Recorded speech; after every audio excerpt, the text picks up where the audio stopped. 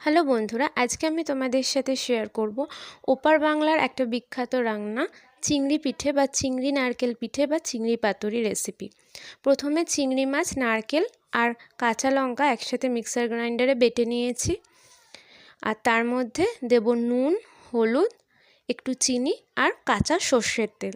তো এখানে কাঁচা সর্ষের তেল দেওয়াটা আমি দেখাতে ভুলে গেছি। এরপরে একটা কলা পাতার মধ্যে একটু তেল মাখিয়ে নেব, কলা পাতাটা ফ্রাই প্যানে দেব। আর এই যে মিশ্রণটা আগে থেকে বানিয়ে রেখেছিলাম চিংড়ি আর নারকেলের, সেটা কলা পাতার উপরে পুরো ফ্ল্যাটভাবে সাজিয়ে দেব। এরপরে গ্যাসের ফ্লেমটা মিডিয়ামে রেখে ফ্রাই প্যানটা গ্যাসে বসিয়ে দেব। একটা পিঠ খুব ভালোভাবে এরকম লালচেভাবে ভাজা হয়ে গেলে নতুন একটা কলা পাতা দিয়ে আবার উল্টে নেব। এটা কিন্তু ওপার বাংলার খুব সুস্বাদু একটা রেসিপি, খেতেও দারুণ সুস্বাদু হয়। সবাই একবার ট্রাই